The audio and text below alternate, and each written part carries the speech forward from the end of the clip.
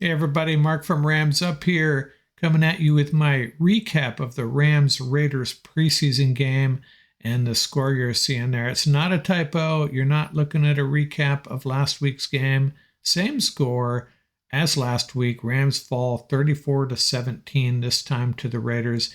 And as disappointing as it is, I feel a lot better about this 17-point loss than I did about last week's loss. Rams basically played their number twos against the Raider number ones for the first couple of series on both sides of the ball, and that made it really challenging for our guys.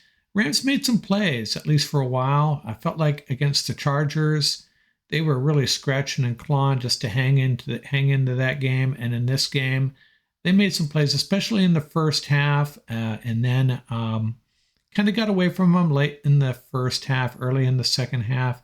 And a lot of that was because, well, the Raiders' second and third stringers may have been in by then, mostly second stringers, I think. But their third string quarterback might be the third best quarterback in the AFC West. And I'm sort of kind of kidding, but you got Patrick Mahomes, you got Justin Herbert, and then, dare I say, Aiden O'Connell will eventually get there. Guy's really talented, and that makes it tough for our young guys, extremely young 11 guys on defense out there trying to slow down Aiden O'Connell and the Raiders. But it is what it is. Disappointed with the final score, but there were a lot of good things that I saw in this game. First thing I want to do is review the things that I said in my preview of the game, the things I was hoping to see from our Rams. And one of those was give me some more Zach Evans. And, in hindsight, Ronnie Rivers is making a really strong push for the number 3 spot in this running back room. Actually, I think he may have already run it. He looks really good. I still want to see what Zach Evans can do. I wanted him to get involved in the passing game. He had one reception, I think it was. Not really a lot of space for him, though. So I think it's a battle between him and Royce Freeman for that final spot in the running back room for running backs. I think, well, my money's on Zach Evans at this point. I know Royce Freeman is a good guy to have on your side in those short yardage situations, and we saw him make one play, just plowed through a defender for an extra 3 yards. So there is that. Zach Evans is not that type of running back, but big upside. I just want to see him get more carries. Still want to see him get more carries, but I understand them going to Ronnie Rivers. They wanted more of a look at Ronnie Rivers as well.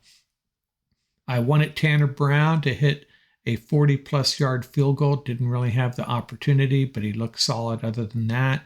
Jake Moody, their 49ers third-round pick, missed a point after same night. So Tanner Brown still looking a little bit better than Jake Moody, in my opinion. I wanted the Rams to seal the edge against the run, and they did a good job with that. They did better overall in the running game. Passing defense was the problem, but Raiders are a different animal than the Chargers, right? At least on this night. But they did seal the edge better, didn't give up any big runs off the edge, and some guys made some good plays out there. What else? I wanted to see an early pass rush, but when I made that call, I was hoping it would be Byron Young and Nick Hampton. And good news is Byron Young didn't play. And why is that good news? The Rams, I guess, have seen enough of him in camp, thinking that he's ready to go, and he's a starter apparently. Michael Hoyt's still playing a lot. So I think Byron Young is our number 1 edge rusher at this point. I'm guessing that number 2 guy maybe a little bit up for grabs. Michael Hoyt would be my guess. Nick Hampton has shown a little bit. Zach Van Valkenburg, could he be the guy? We'll have to see.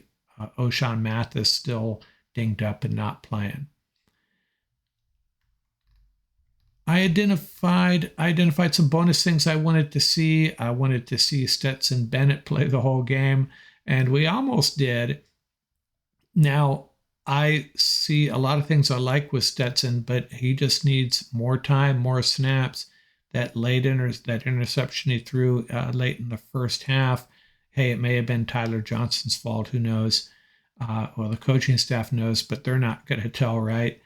Still, he looks a little hesitant at times, holds on to the ball, gets rid of the ball late a little bit. But I still like what I see. He just needs more snaps. I want to see more Stetson Bennett moving forward. And hey, I was being a little greedy saying I wanted to see him play the whole game, but hey, we almost got there. What else? I wanted to see the tight ends involved more. And wow, Davis Allen, a guy that has not played much in camp, didn't play last week. He's been dinged up and he stepped up. He looked really good. The scouting report on him was that he's a human vacuum cleaner. He'll win contested balls. He'll go up and get them. And his first catch, I think it was his first catch, he did exactly that. He looks really good. Our tight end room is pretty solid. Tyler Higbee, Bryson Hopkins, and Davis Allen appears to be the third guy. Hunter Long, who knows? Christian Sims getting a lot of snaps along with some other guys, but really happy with how we got the tight ends involved. And, a corollary to that tonight, Davis Allen stepping up. Davis Allen showing that he's an NFL level tight end for sure. Another thing I wanted to see was more creativity, and we did on a few plays, not just that vanilla handoffs, running it between the tackles and your standard passing attack. They had some creativity, especially early in the game, and that helped Stetson Bennett out a lot. You'll still see some more, but it's understandable. You got a rookie quarterback running the show. You got to keep it a little simple for Stetson Bennett, I think.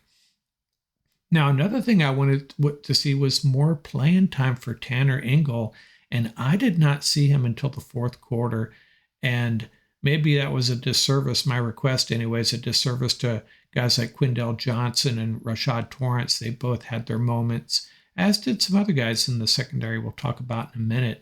And Jason Taylor, the drafted safety, drafted in the 7th round, I did not notice him at all. So not sure what's up with that.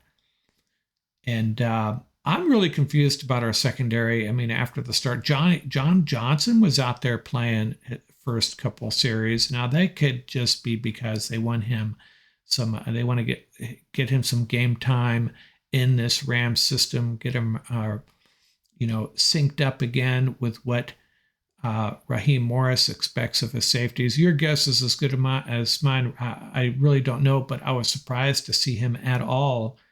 And, Jordan Fuller is obviously a starter. Russ East, John Johnson, probably the number 2 and 3 safeties back there, not in that order. I think John Johnson will be the starter.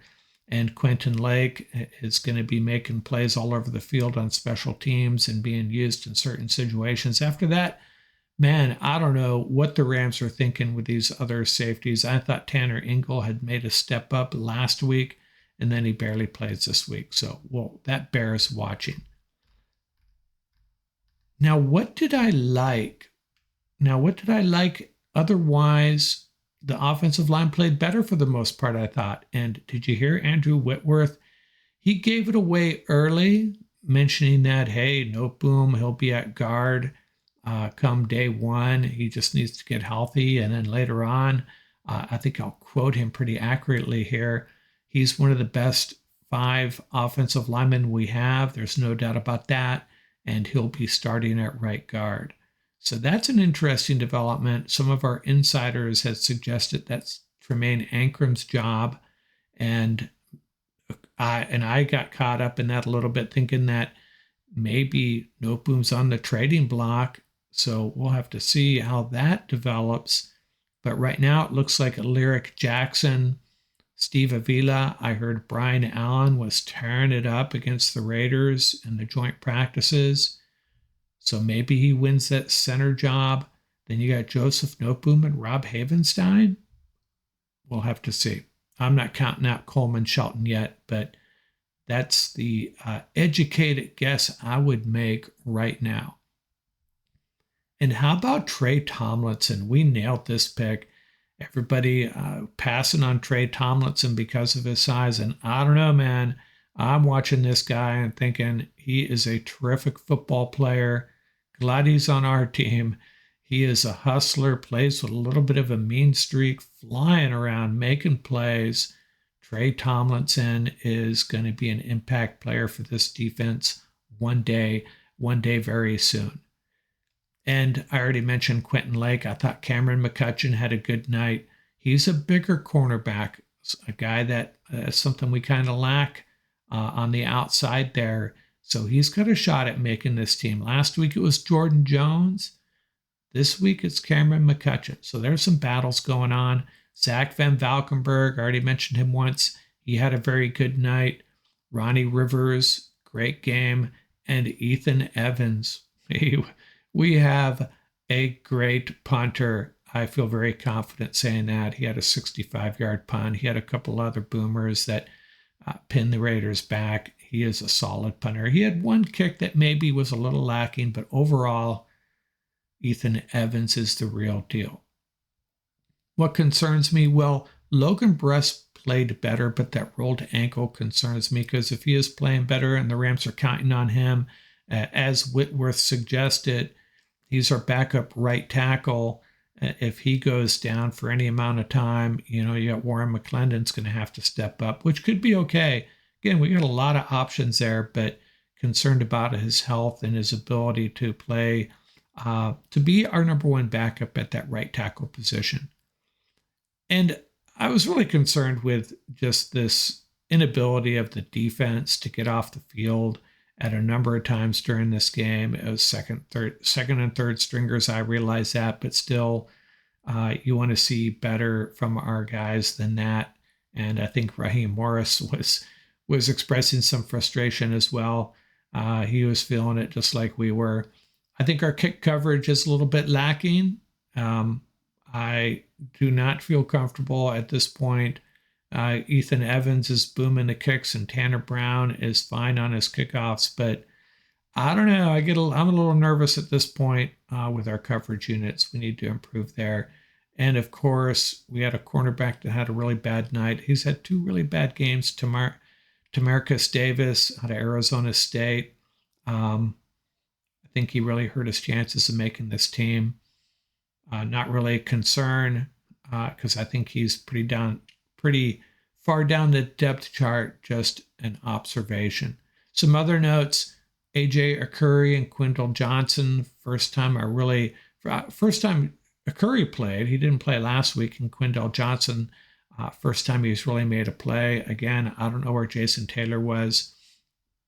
That secondary, that's probably the biggest takeaway from me for this game is, what are the big takeaways? Let me narrow it down here. One, the secondary is a quagmire of who's going to make this team after the top 3 or 4 guys. Two, Byron Young is apparently pleased the coaching staff enough with his ability to get off the edge and put pressure on the quarterback that he probably won't be playing the rest of this preseason. And Tre Tomlinson really excites me. That's a big development for the Rams secondary. And I think the offensive line played a little bit better. Still a little concerned about the defensive line. Have to go back and watch a little bit more of the game and see how Kobe Turner, Marquise Copeland, and some of these guys held up. Bobby Brown looked like he had a decent, at least a handful of decent snaps. So that was good to see. And Ernest Brown. Shouldn't leave out Ernest Brown. He did make a couple plays, brought pressure early. I believe there was an early play where the Rams got pressure on Jimmy G. I'm not sure who that was. And then on the second series, it was definitely Ernest Brown that brought some heat and forced an early throw. So that's all I got for now. We're going to come back with another podcast real soon, hoping to have Tom Courts on, and we're going to rehash some of these topics. The problem we may have is a tropical storm heading our way. Never thought I'd hear myself say that. We may have some power outages impacting our ability to interview, record, and publish. So that bears watching as well. We'll do what we can and get our next pod out as quickly as possible. Out here from Rams Up.